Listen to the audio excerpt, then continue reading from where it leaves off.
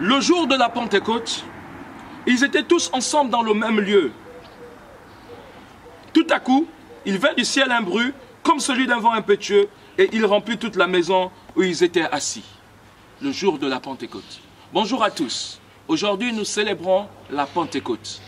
De nombreuses églises se sont rassemblées, sans doute en lisant ce texte, qui est en corrélation avec un autre texte, Acte 1, à partir du verset 8. Mais vous recevrez une puissance. Le Saint-Esprit survenant sur vous, et vous serez mes témoins à Jérusalem, dans toute la Judée, dans la Samarie et jusqu'aux extrémités de la terre. Je suis l'évangéliste Lorish Ibinga, accompagné du prophète Stanley Mariska, et vous êtes en direct de la radio et télévision Grand Ouest. Aujourd'hui, nous parlons de la Pentecôte, le jour où le Saint-Esprit est descendu, prophète. La Pentecôte, c'est un jour mémorable pour nous les chrétiens, pour nous qui célébrons, n'est-ce pas, le Seigneur. La Bible déclare dans Jean chapitre 14, à partir du verset 1, c'est Jésus qui parle à ses disciples, il dit ceci, que il est mieux que moi je m'en aille et que je vous enverrai un autre consolateur. Je ne vous laisserai pas orphelin, je vous enverrai un autre consolateur, l'Esprit de vérité, et il vous enseignera toutes choses. Amen. Et nous croyons que dans les temps dans lesquels nous sommes, c'est le temps où le Saint-Esprit est envoyé pour les chrétiens, afin d'enseigner aux chrétiens ce que Jésus-Christ a donné comme message. Le Saint-Esprit. Amen. Le Saint-Esprit qui est une personne. Amen. Une personne, bon, pas n'importe laquelle. Amen. Pas une personne humaine. Amen. Non. C'est clair. Une personne divine. Amen. La troisième personne de la Trinité. Amen. Comme le dit, c'est très important parce que beaucoup d'entre nous, dans le corps de Christ, nous éventuellement, on se trompe beaucoup. Beaucoup pensent que le Saint-Esprit est une chose. D'autres pensent que le Saint-Esprit est un vent. D'autres disent que le Saint-Esprit est un feu. Non, le Saint-Esprit est une personne. C'est pourquoi il est mieux expliqué dans Éphésiens, à partir du chapitre 4, à partir du verset 30. La Bible déclare que n'attristez pas le Saint-Esprit par lequel vous avez été scellés pour le jour de la rédemption. Homme de Dieu, on ne peut pas attrister une chose, on n'attriste qu'une personne. Donc le Saint-Esprit est une personne, le Saint-Esprit a des sentiments, le Saint-Esprit émet aussi des émotions. Voilà, le Saint-Esprit, oui, il émet des émotions. C'est un peu en corrélation avec le comportement d'une personne humaine. Amen, un humain, il peut aussi mettre en évidence sa volonté. Amen. Et le Saint-Esprit aussi a une volonté parfaite, Amen. a sa volonté aussi. Amen. Le Saint-Esprit, on parlait d'émotion, ben, ne l'attristez pas. Amen. Le Saint-Esprit peut pleurer alors. Homme de Dieu, il peut pleurer éventuellement lorsqu'on l'attriste. Homme de Dieu, j'aimerais vous dire une chose très importante sur le Saint-Esprit. Le Saint-Esprit, c'est une personne sensible. Une personne sensible. Ouais. Très très sensible. Très sensible parce que on parle du Saint-Esprit. C'est-à-dire qu'il est saint. Il est sensible dans le sens où il n'aime pas le péché, il n'aime pas le mensonge, il n'aime pas tout ce qui est hostile à sa volonté. Parlons des vertus du Saint-Esprit. Le Saint-Esprit nous dit la parole dans 1 Corinthiens à partir du verset 12, nous montre que le Saint-Esprit donne à chacun, Amen. selon sa volonté, les dons spirituels. Amen. Alors, faut-il chercher les dons spirituels ou simplement le Saint-Esprit? Pour répondre à cette question, j'aimerais vous faire comprendre une chose très importante, que le donneur est toujours plus grand que le don. Amen. Le donneur est toujours plus grand que le don. C'est vrai qu'aujourd'hui, ce n'est pas que les dons soient mauvais en soi, amen, mais il est triste de constater qu'aujourd'hui, dans le corps de Christ, beaucoup d'entre nous, nous focalisons d'abord sur le don du Saint-Esprit, avant même de chercher éventuellement le Saint-Esprit. Il est très important de connaître la source de ce don, au lieu de connaître d'abord au préalable les dons en eux-mêmes. Amen. Quand on parle éventuellement de fruits de l'esprit, on parle ici du caractère du Saint-Esprit. Et en tant que chrétiens, nous avons besoin du caractère du Saint-Esprit. Parce que beaucoup d'entre nous, beaucoup aiment les dons, mais peu aiment le caractère du Saint-Esprit. Alors que les dons du Saint-Esprit attireront les regards des hommes vers vous, mais le caractère du Saint-Esprit attirera le regard de Dieu vers vous. Il est très important de comprendre cela.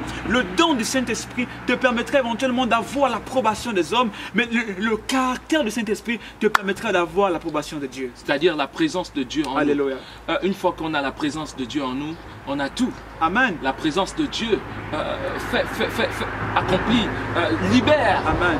La présence de Dieu manifeste. Amen. Alors vous pouvez ajouter tous les adjectifs. Manifeste. Donc le Saint-Esprit fait des grandes choses. Amen. Lorsque le Saint-Esprit est présent en nous, la Bible déclare dans Apocalypse 3 à partir du verset 20. Alléluia. Voici, je me tiens devant la porte. Je frappe. Si quelqu'un ouvre, Alléluia. j'entrerai dans sa vie. Amen. Et je souperai avec cette personne. Alléluia. En d'autres termes, une fois que le Saint-Esprit est présent, eh bien, on arrive à une dimension d'intimité Oh my God. exceptionnelle. Alléluia. On dîne avec un ami, Alléluia. on soupe avec un ami, Amen. on soupe avec une personne précieuse. Amen. Il est très important de Dieu. J'aimerais épouser vos propos lorsque vous dites éventuellement le terme, j'aime bien aimer ça, le terme intimité. Il est très important de comprendre ce terme intimité. Qu'est-ce que ça veut dire? L'intimité parle d'une relation. Amen. Et le Saint-Esprit a un désir. Le Saint-Esprit a une volonté, c'est d'avoir une relation avec nous. De la même manière qu'un homme peut avoir une relation avec son épouse, Dieu, au travers du Saint-Esprit, désire avoir une relation. Et dans cette relation naît un dialogue. Alléluia. Dans cette relation naît un dialogue, naît un échange. Dieu veut se manifester au travers de son esprit. Et sa volonté, c'est de pouvoir se révéler à nous. C'est pourquoi Jésus a dit, il est mieux que moi je parte, d'accord? Afin que le Saint-Esprit vienne et qu'il vous révèle, n'est-ce pas, des choses profondes. Mais il ne peut nous révéler cela qu'au travers de l'intimité. Et nous avons besoin, en tant que chrétiens, en tant qu'enfants de Dieu, de développer l'intimité avec le Saint-Esprit de Dieu. Aujourd'hui, beaucoup font la course au miracle, beaucoup font la course aux guérisons. C'est très bien, c'est une bonne chose.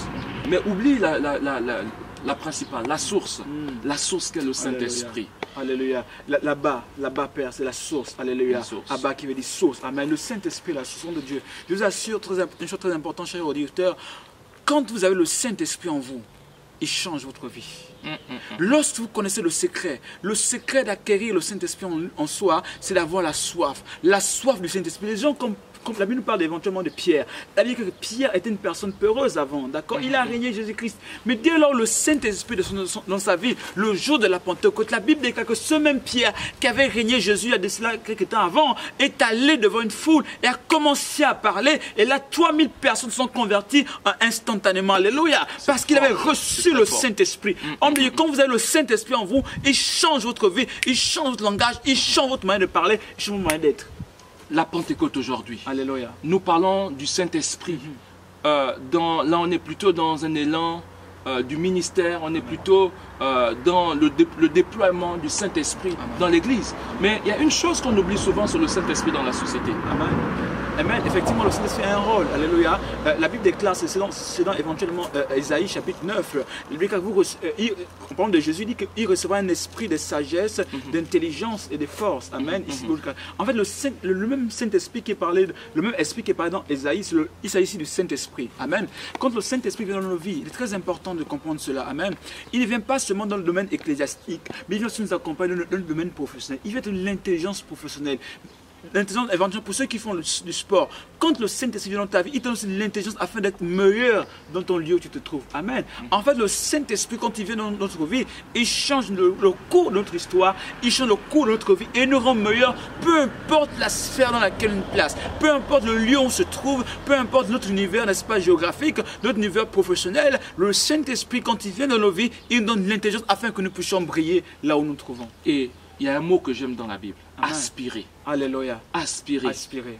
Avoir un profond désir. Oh, alléluia. Ça parle d'avoir la soif. Amen. Alors, je sais combien beaucoup de gens sont en train de se dire, mais moi j'aimerais avoir le Saint-Esprit. Moi j'aimerais que le Saint-Esprit m'utilise. Alléluia. Moi j'aimerais. Mais il y a une notion importante à avoir. Amen. C'est la soif. C'est la soif. La soif est l'élément clé. La soif est l'élément important, n'est-ce pas, pour pouvoir attirer le Saint-Esprit en soi. Tant que tu n'as pas soif du Saint-Esprit, il ne peut pas se manifester de manière extraordinaire dans ta vie. Comme Dieu, les patriarches, je pense à Abraham, je pense éventuellement à Moïse, je pense éventuellement à Daniel, je pense éventuellement récemment à Paul, à Pierre. Ce sont des personnes qui ont eu soif de Dieu, qui ont eu soif de la présence du Saint-Esprit. C'est pourquoi Dieu leur a utilisé de manière extraordinaire. Et beaucoup aujourd'hui, on voit entre des hommes de Dieu, de nos pères spirituels, comment Dieu les utilise de manière extraordinaire. C'est à cause de leur soif. Plus éventuellement tu auras soif de Dieu, en fait Dieu te remplira par rapport au niveau de ta soif. Ça se comprend. Une personne qui a soif et on imagine un récipient d'un verre. Amen. La source, lorsqu'on ouvre, mais la source ne peut remplir que la contenance. Alléluia. Si ta soif est au niveau d'un flux au niveau d'une rivière, Alléluia. eh bien, on ouvre la source, ça va se répandre dans la rivière. Alléluia. Alors, effectivement, la soif, c'est quelque chose de Amen. tangible. Il faudrait qu'effectivement, nos bien-aimés puissent augmenter Amen. le niveau de la soif. Amen. Voilà, et ça permettra, eh bien, mais il y a aussi une autre condition. Lorsqu'on veut rentrer dans l'expansion de son ministère, lorsqu'on veut voir vraiment des grandes choses avec le Seigneur, il y a un deuxième point. Effectivement, de Dieu. Le deuxième point le plus capital, c'est la mort en soi. Alléluia. Tant que tu n'es pas mort en toi, tu ne peux pas voir la gloire de Dieu. C'est quoi mourir en soi? Mourir en soi, c'est éventuellement se laisser le Saint-Esprit prendre le contrôle de soi. Alléluia. C'est dire éventuellement comme Paul. Paul il dit que si je vis, ce n'est plus moi qui vis, mais c'est le Saint-Esprit qui votera de moi. Tu es là, tu nous écoutes ce soir. Tu te dis, mais comment je peux expérimenter le Saint-Esprit? On t'a pas de la soif, mais un deuxième élément, c'est la mort. La mort en soi. Tant que tu n'es pas mort éventuellement à tes objectifs premiers, tant que tu n'es pas mort éventuellement en ta personne, tu n'es pas mort éventuellement à tes désirs personnels, tu ne peux pas, n'est-ce pas, voir la gloire de Dieu. Il faut au préalable que tu puisses mourir et laisser le Saint-Esprit vivre en toi. Il faut que tu puisses diminuer et laisser le Saint-Esprit croître. C'est ainsi que tu verras la manifestation de Dieu au travers de son esprit dans ta vie. Et il ne faut pas oublier, prophète, Amen. la vie de prière. Alléluia. La vie de prière. Aujourd'hui, Pentecôte doit nous rappeler que les disciples étaient rassemblés. Ils étaient en Alléluia. prière. Ils étaient où? Dans la chambre haute, Alléluia. dans une position élevée, dans une posture de prière. Amen. Et c'est là, cette prière, cette rencontre, dans cette unité, a déclenché le Saint-Esprit. Amen. Église de Christ, nous devons revenir au premier, à notre premier amour, à notre premier amour qui est le Seigneur. Mais également, nous devons amplifier notre relation, notre intimité avec le Saint-Esprit par la prière. Et les chrétiens aujourd'hui passent plus de temps à la télévision, à regarder un match de football, qu'à prier.